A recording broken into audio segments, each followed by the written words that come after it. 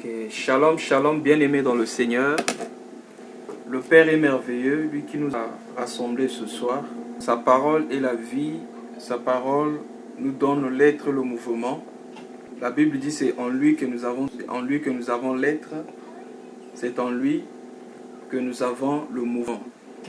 Oui, il a plu à celui qui est assis sur le trône de nous rassembler ce soir. Et à chaque fois que Dieu rassemble ses enfants, et c'est pour leur faire du bien. C'est pourquoi, à chaque fois que nous rassemblons, nous devons nous attendre bien à recevoir quelque chose de la part de notre Père. Parce que Dieu est amour. Et aimer consiste à donner. La Bible dit que Dieu a tant aimé le monde, ainsi qu'il donna son Fils unique, afin que quiconque croit en lui ne périsse, qu'il ait la vie éternelle. Bien-aimé, on peut aimer, on peut aimer. Mais il est impossible d'aimer sans donner. Parce que là, on donne toujours. Si Dieu est en nous, Dieu qui est amour, bien-aimé, nous allons manifester le même comportement vis-à-vis de ceux qui sont autour de nous.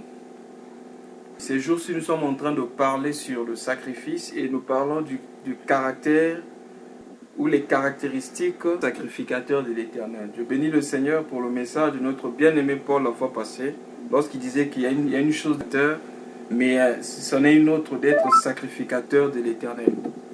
On peut être sacrificateur, mais être sacrificateur de l'Éternel signifie autre chose.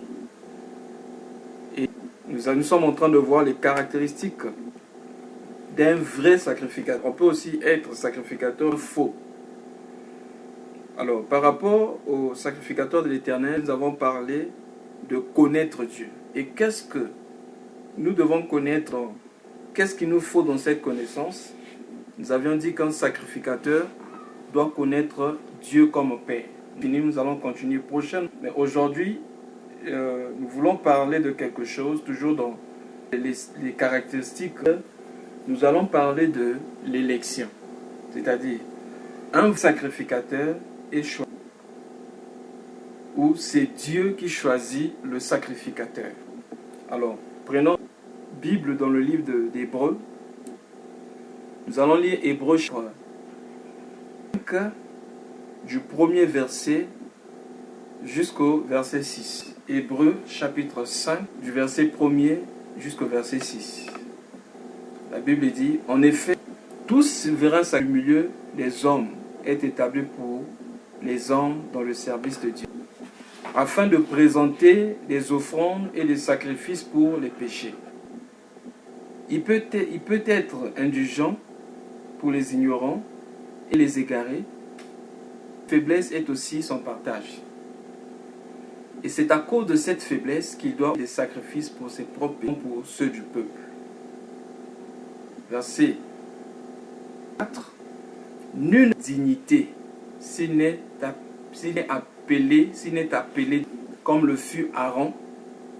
Et Christ ne sait pas non plus la gloire de devenir son, mais il attient de celui qui lui a dit, tu es mon fils. J'étais en comme il dit encore ailleurs, tu es sacrificateur pour toujours. Amen. Bien-aimé dans le Seigneur. Nous avons pensé que c'est une parenthèse de parler de l'élection parce que nous avions déjà dit que sous l'alliance, nous ne servons pas des simples serviteurs, mais nous servons Dieu comme Père. Dans la maison de Dieu, nous servons dans notre propre maison. Et la Bible dit ici que même dans l'ancienne alliance, parce que ici il est question d'Aaron. Et lorsqu'on parle d'Aaron, Aaron c'était la préfixe. Et bien aimé, lorsqu'on parle d'Aaron, Aaron ici, souverain sacrificateur. Dans l'ancienne alliance, le souverain sacrificateur c'était la seule personne qui entrait dans la présence. Dans le tabernacle, il y avait 3 compartiments. Il y avait le parvis, il y avait le lieu saint et le lieu très saint. Mais seul le souverain sacrificateur allait dans le lieu très saint. Et il n'entre qu'une seule fois l'année. C'était le jour du grand pardon, qu'on appelle en hébreu Kippour. Le jour de l'expiation. Une seule fois l'année, le souverain sacrificateur entrait dans le lieu très saint. Et c'était là pour montrer que le lieu qui conduisait à Dieu. Parce qu'entre le lieu saint et le lieu très saint, il y avait un rideau. Le richer aux hommes devrait dans le lieu très saint. Donc seul le souverain sacrificateur pouvait voir ce qui est le très saint. Bien-aimé dans le Seigneur.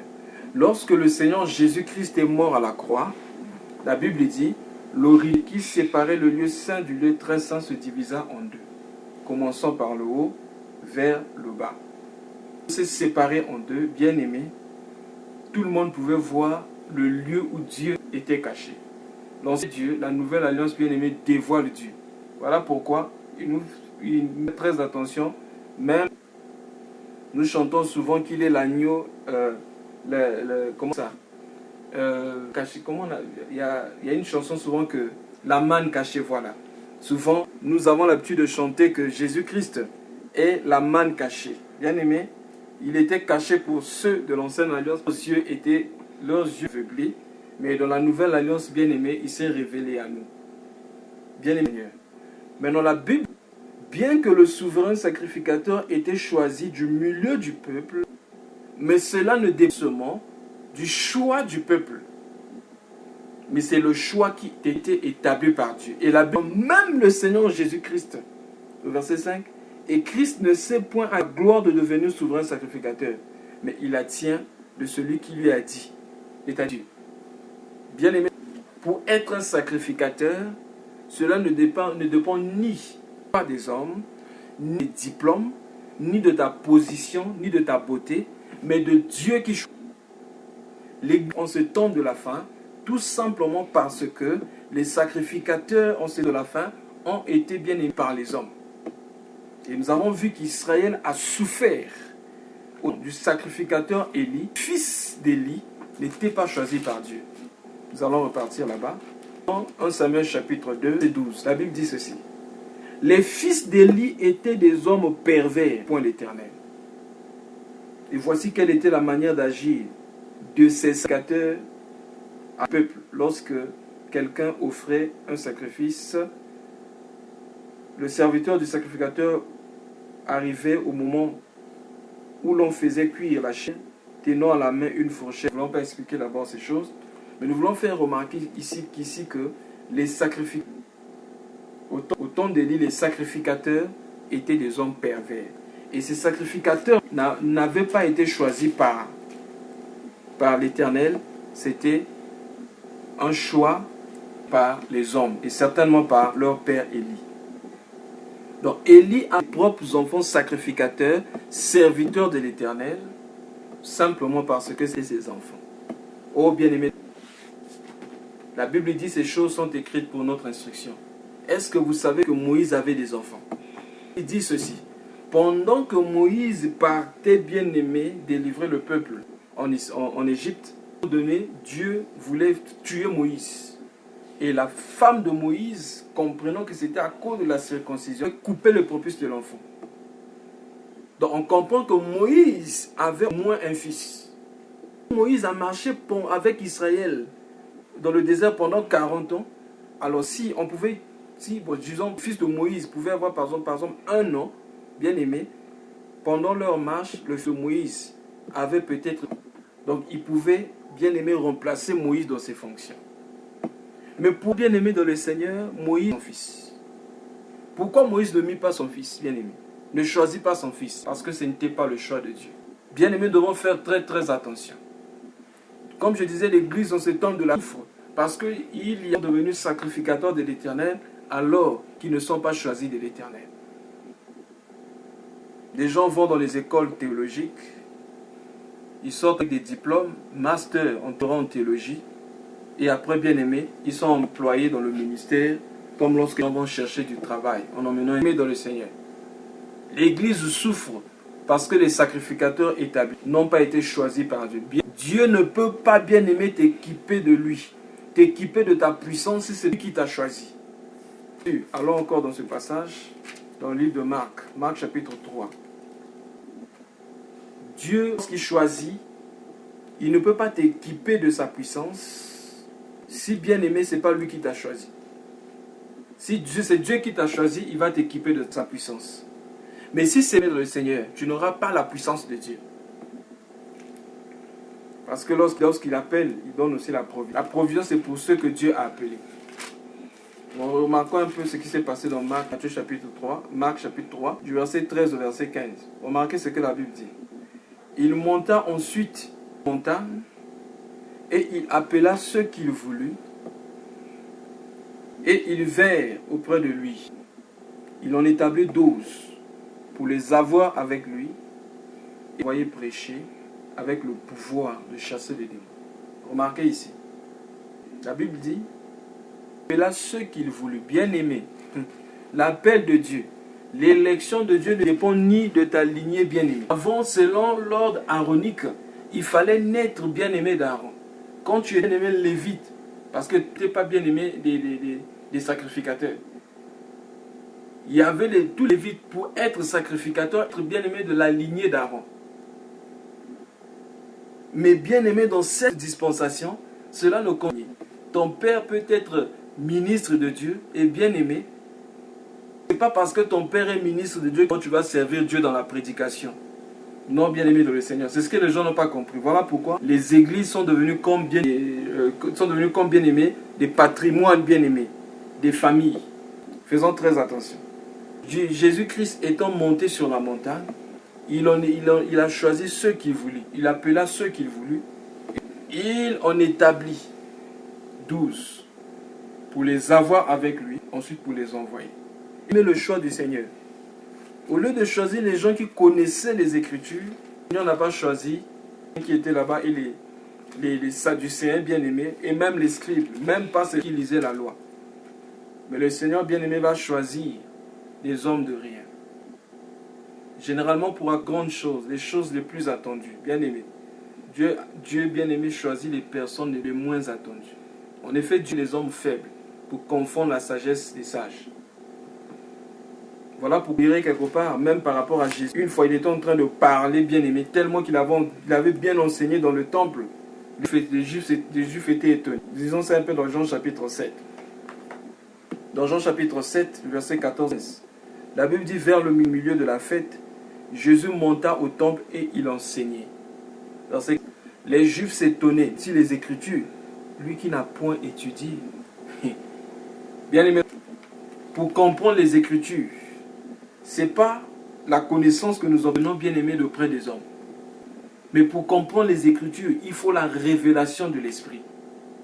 Et la même s'est passé avec les apôtres. Les apôtres prêchaient, à un moment donné, les Juifs étaient aussi étonnés de savoir que c'était des hommes de rien, des pécheurs, des hommes qui n'étaient pas instruits. Bien-aimés, quelquefois l'instruction des hommes vient créer un mur à la révélation de Dieu. Souvent l'instruction des hommes, bien aimés le Seigneur, crée un mur à la révélation de Dieu. Voilà pourquoi. C'est bien d'être instruit, bien aimé par les hommes, c'est-à-dire de recevoir la connaissance. Mais nous ne devons pas mettre notre confiance, bien aimé, dans cette connaissance. Parce qu'avec la connaissance, l'intelligence naturelle, on ne peut pas saisir les choses de Dieu. C'est trop élevé pour nous. Mais la Bible, Jésus les a choisis et les a envoyés. Donc, ce n'est ni ne dépend ni de ce que nous voulons, de ce que nous faisons. Si un bien-aimé se passe à quel niveau? C'est très important de comprendre cela. Parce que nous pouvons penser que Dieu nous a choisis au moment où nous sommes nés, au moment où, bien-aimé, nous avons commencé le ministère. Bien-aimé, l'élection se passe, bien-aimé, dans l'éternité. Ce n'est pas maintenant. Mais l'élection, c'est dans l'éternité. Nous allons lire d'abord Romains chapitre 8, du verset 29 jusqu'au verset 30.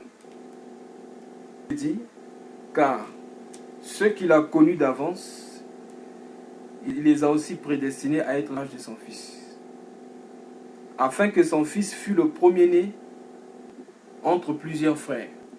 Verset 30. Et ceux qu'il a prédestinés, il les a aussi appelés. Et ceux, il les a aussi justifiés. Et ceux qu'il a justifiés, il les a aussi glorifiés. Vous voyez bien aimé dans le Seigneur. Romains chapitre 8, 29 à 30. L'élection, c'est dans les... Ça n'a rien à voir, bien aimé, avec ce que nous faisons sur la terre. Bien aimé, notre marche aussi, comme nous avons été appelés par Dieu. Voilà pourquoi la Bible dit, Nombreux sont appelés, mais peu sont élus. Nous dit bien aimé, conservez cette élection. Remarquez quelque chose. Reprenons Romains chapitre 9. Dans Romains chapitre 9, la Bible nous parle aussi ici de la souveraineté de Dieu dans son choix. Romains chapitre 9, je vais prendre à partir du verset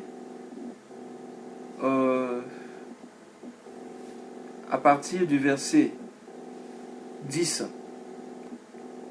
La Bible dit, et de plus, il en fut ainsi Rebecca qui conçut d'un seul Isaac notre père. C'est-à-dire que l'apôtre Paul explique ici que c'était la même sémence.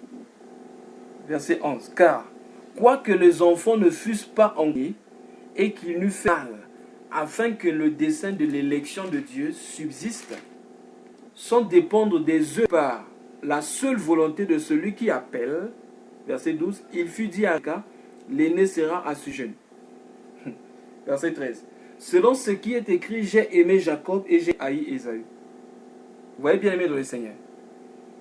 Dieu choisit un et Dieu rejette un autre. Pas lorsque les enfants sont nés, les enfants n'avaient pas encore fait ni bien ni mal. Pour dire que si Dieu a choisi un, c'est parce qu'un tel. Si Dieu a choisi l'un d'eux, c'est parce que, si Dieu a choisi par exemple Jacob, c'est parce que Jacob se comporte bien, c'est parce que Jacob est poli, c'est parce que Jacob est fidèle à l'église.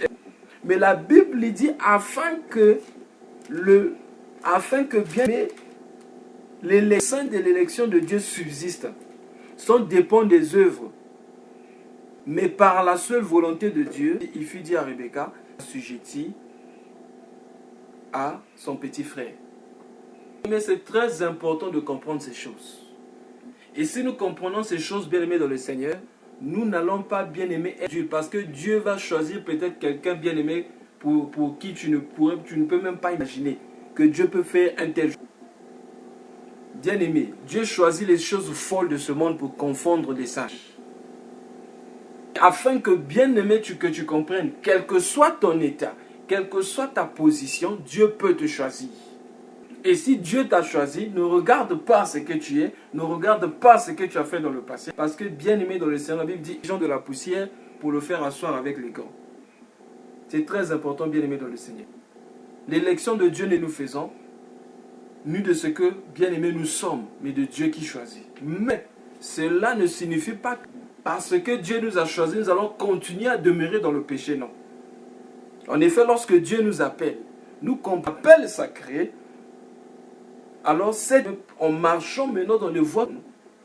Voilà pourquoi lorsque nous lisons dans Éphésiens chapitre 2, le verset 10, nous sommes son ouvrage, été créés en Dieu, en Jésus-Christ, afin de pratiquer les bonnes œuvres que Dieu avait préparées. C'est très important.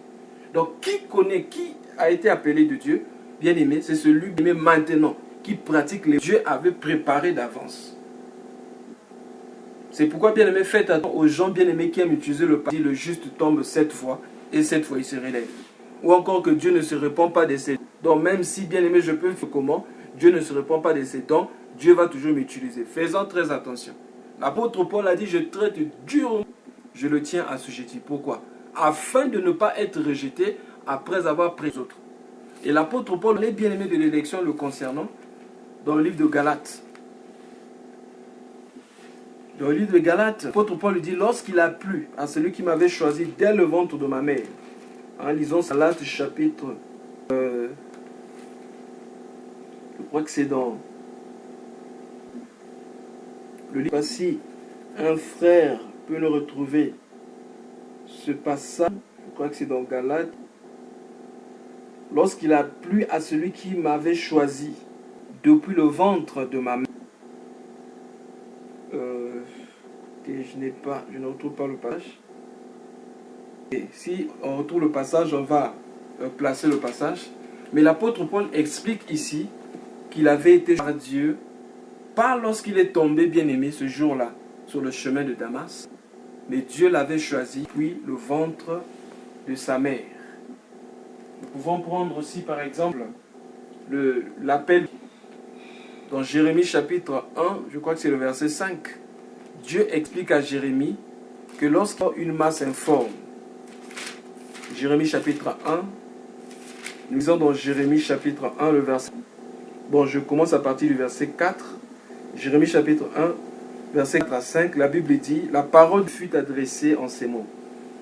Avant que je t'eusse formé dans le ventre des connaissés, et avant que tu fusses sorti des enceintes, je t'avais consacré. Établi prophète des nations. Jérémie chapitre 1, le verset 4 à 5. Bien aimé. Et avant que Jérémie ne vienne sur la terre. Voilà, merci Seigneur. Nous avons trouvé ce Galate de l'apôtre Paul.